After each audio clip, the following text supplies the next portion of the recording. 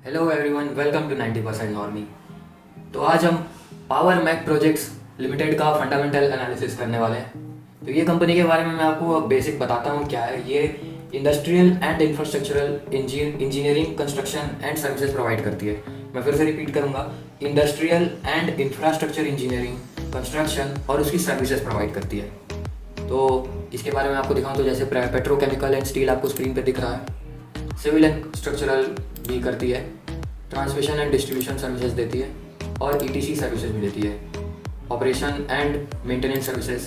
तो इसके बहुत सारे बिजनेस में डाइवर्सिफाइड होंगे, लेकिन बेसिकली ये इंजीनियरिंग और इंफ्रास्ट्रक्चर डेवलपमेंट के सेक्टर में काम करती हैं। तो इसके क्लाइंट्स अगर आप देखेंगे तो बहुत बड़े बड़े क्लाइंट्स आपको देखने को मिलेंगे, Indian oil, JP group, NTPC, और अगर दिखाऊँ बड़े नाम तो लार्सन एंड टूब्रो, इससे बड़ा नाम आपको नहीं मिल सकता है, भेल, टाटा पावर। तो ये कंपनी के बारे में मैंने आपको बेसिकली बता दिया। तो आइए अब देखते हैं, इसके फिगर्स पे जाते हैं। तो एज ऑन 21 अगस्त 2020 ये स्टॉक आपको 451 रुपीज़ 45 पैसे में मिल रहा है। इस कंपनी का मार्केट कैप 664 करोड़ है। कंपनी के ऊपर डेप्ट 350 करोड़ का है। Price to book value ratio 0.7 है, मतलब ये बुक वैल्यू से आपको 30% डिस्काउंट में मिल रहा है as of now. P ratio इसका 5.06 है, जिसको इस इंडस्ट्री के हिसाब से बहुत ही अच्छा पी रेशियो मानते हैं। इंडस्ट्री से अंडर वैल्यूड है ये stock. Return on equity 18.67%, return on capital employed 23.59%, profit growth 6.29%। तो ये बेसिकली हमको अच्छा फिगर देखने को मिल रहा है। अगर मैं आपको 5 ईयर चार्ट दिखाऊँ तो इसने कंपनी ने बहुत ज़्यादा ग्रोथ किया था। ये एक टाइम पे आपको 1000 रुपये से भी ऊपर में मिल रहा है, जैसा मैं आपको दिखा रहा हूँ। और कोरोना वायरस के स्लोडाउन के बाद इसका स्टॉक बहुत ही ज़्यादा अंडर वैल्यू में मिल रहा है आपको। तो अभी डेट टू इक्विटी रेशियो आप देखिए 0.46, price to cash flow 454, interest coverage ratio 4.7, बहुत ही अच्छे फिगर्स हमको देखने को मिल रहे हैं। प्रमोटर शेयर होल्डिंग 62.5% है। मैं आपको बता दूँ 0% प्लस शेयर होल्डिंग है इसमें। इसके बाद पब्लिक शेयर होल्डिंग 23.14% है। DIIs और FIIs का बहुत बड़ा स्टेक नहीं है, लेकिन मॉडरेट स्टेक है। मैं आपको इसके बारे में बाद में इलाबोरेट करूँगा। प्रमोटर शेयर होल्डिंग और पूरा शेयर होल्डिंग एनालिसिस करेंगे हम लोग। क्वार्टरली रिजल्ट्स हम देखें तो इसके एक साल पहले तक बहुत बेहतरीन रिटर्न्स आ रहे थे, मार्च 2019 तक, लेकिन उसके बाद नेगेटिव तक आने चालू हो चुके हैं। अब मैं प्रॉफिट एंड लॉस एनालिसिस अगर करूं तो मैं आपको जो दिखाना चाहता हूं ये देखिए। सेल्स ग्रोथ यहाँ तक इसकी बहुत ज़्यादा बेहतरीन रही है, लेकिन मार्च 2016 और मार्च 2017, ये 2016-2017 साल कंपनी के लिए थोड़े से ख़राब रहे थे। इसके बाद इसने वापस से अपनी ग्रोथ पकड़ी थी। फिर 2019 तक इसकी ग्रोथ बहुत बेहतरीन रही थी, लेकिन अब वापस ये धीरे धीरे मुझे लग रहा है वापस नेगेटिव रिटर्न्स देना चालू कर रहा है। मैन्युफैक्चरिंग कॉस्ट इसकी बहुत ज़्यादा हाई रहती है, इसलिए आपको इतने बड़े बड़े मैन्युफैक्चरिंग कॉस्ट देखने को मिल रहे हैं।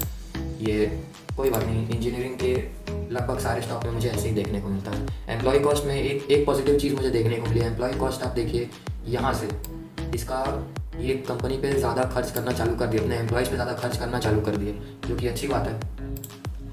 ऑपरेटिंग प्रॉफिट मार्जिन कंपनी का कंसिस्टेंट रहा है, वही 14, 15, 16, 13 वही रहा है। अदर इनकम में कंपनी का बहुत ज़्यादा मेरे को कुछ अलग फिगर्स देखने को नहीं मिला है। टैक्स रेट भी कांस्टेंट रहा है। अर्निंग पर शेयर इसका अच्छा निकल जाता है। बैलेंस शीट अगर मैं आपको दिखाता हूँ तो बैलेंस शीट में ये आपको बहुत ज़्यादा कुछ एक्स्ट्राऑर्डिनरी फिगर्स नहीं देखने को मिलेंगे, कुछ ख़राब फिगर्स भी देखने को नहीं मिलेंगे आपको इस बैलेंस शीट में। अच्छे फिगर्स देखने को मिलेंगे। अब देखिए इसके एक चीज़ मैं आपको दिखाना चाहता हूँ, बोरोविंग्स आप देखिए इसके धीरे धीरे बढ़ते जा रहे हैं और अब 462 तक आ चुके हैं इसके बोरोविंग्स। मैं जो कहना चाहता हूँ, अभी तक एज ऑफ नाउ 462 बोरोविंग के साथ कंपनी ठीक है, इसको ओके माना जाता है, इसको हम ओके बोल सकते हैं। लेकिन अगर जैसा ट्रेंड चलते आ रहा है शुरुआत से लेके यहाँ तक बोरोविंग्स में, अगर ये ट्रेंड चलते रहा तो इसके बाद खतरे की घंटी बजना चालू हो सकती है कंपनी के लिए। तो ये स्टॉक पे आप थोड़ा सा ध्यान रखिएगा, इसको आपको ध्यान से वॉच लिस्ट में रखना पड़ेगा। Cash flow from operating activities में कोई दिक्कत की बात नहीं है, हर साल इसके पॉजिटिव रिटर्न्स आए पिछले साल को छोड़ के। इन्वेस्टिंग एक्टिविटीज़ में आप देखेंगे तो फिक्स्ड एसेट परचेज ये हर साल 2016-2017 को छोड़ के एक्सेप्शन है, जो उसको छोड़ के ये हर साल कुछ ना कुछ अमाउंट फिक्स्ड एसेट परचेज में इन्वेस्ट करती है हर साल, और इंटरेस्ट रिसीव इसको होता है हर साल। तो ये ऑब्वियसली और भी अदर इनकम से इसको रेवेन्यू मिलता है। अदर इन्वेस्टिंग आइटम में भी इसका खर्चा निकलता है। तो फाइनेंसिंग एक्टिविटीज़ में मैं आपको दिखाऊं तो ये बोरोविंग्स लेते जा रही है। ये जैसा मैं आपको ट्रेंड में दिखाया 8, 26, 40, 46 ये ऐसे बढ़ते जा रहा है। और पिछले साल तो 137, ऐसा कभी किसी साल में नहीं हुआ था। 137 करोड़ की बॉर्निंग की है कंपनी ने। थोड़ा सा खतरे की घंटी लग रही है मुझे, थोड़ा सा देखना पड़ेगा स्टॉक को। अगर आप ये रेशियोज देखना चाहते हैं तो आप पॉज करके देख लीजिए, मैंने आपको बता चुका है ये रेशियो। शेयर होल्डिंग पैटर्न में मैं आपको दिखाऊं तो प्रमोटर्स हैं इसके सज्जा किशोर बाबू, लक्ष्मी सज्जा, इनकी वाइफ सज्जा रोहित, और सज्जा किशोर बाबू का एक और। तो बोर्ड ऑफ डायरेक्टर्स में मैं ये दिखाऊंगा आपको सज्जा किशोर बाबू, ये कंपनी के फाउंडर हैं, चेयरमैन और मैनेजिंग डायरेक्टर हैं। इन्होंने ही पूरी कंपनी को रन किया है, यही इन्होंने फाउंड किया है। ये इनकी वाइफ हैं जो चैरिटेबल ट्रस्ट वगैरह चलाती हैं इनके साथ मिलकर। और कंपनी को मॉडर्नाइज करने में लक्ष्मी मैम का बहुत बड़ा हाथ है। बाकी सब आपको नॉन एग्जीक्यूटिव इंडिपेंडेंट डायरेक्टर्स और नॉन एग्जीक्यूटिव डायरेक्टर्स देखने को मिलेंगे। ये विवेक बालन जी, ये बहुत सारी कंपनी के साथ काम कर चुके हुए हैं। इन्होंने ये बेसिकली HR डिपार्टमेंट हैंडल करते हैं कंपनी का। तो ये मेन जो बड़े 2 फिगर्स हैं, ये आपको ये सज्जा किशोर बाबू और लक्ष्मी सज्जा आपको देखने को मिलेंगे। तो मैनेजमेंट एनालिसिस के बाद हम अगर इंडस्ट्री एनालिसिस करेंगे इस कंपनी का, तो आप पेयर्स में देखिए, ये आपको बहुत अच्छा ऊपर में देखने को मिल रहा है। बाकी अगर हम बाकी चीज़ों में कंपेयर करें इसकी इंडस्ट्री में, तो ये थोड़ा सा पीछे रह जाता है, क्योंकि इसकी ये जो इंजीनियरिंग और इंफ्रास्ट्रक्चर डेवलपमेंट की जो इंडस्ट्री है, इसमें बहुत ज़्यादा हाई कंपटीशन रहता है। बहुत सारी कंपनीज घुसी हुई हैं इसमें।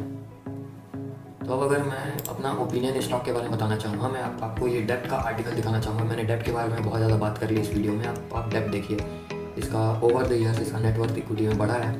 ओवर द ईयर्स इसका डेप्ट धीरे धीरे बढ़ा है और कैश भी धीरे बढ़ा है। तो इतनी खतरे की बात, जैसा कि मैंने आपको बताया, इतनी बहुत बड़ी खतरे की बात नहीं है ये स्टॉक के लिए। लेकिन अगर ऐसा ट्रेंड चलता है और आगे चलते रहा, तो ये थोड़ी सी खतरे की बात हो सकती है। अब अगर मैं अपना ओपिनियन स्टॉक के बारे में देना चाहूँगा आपको, तो ये स्टॉक अच्छा है।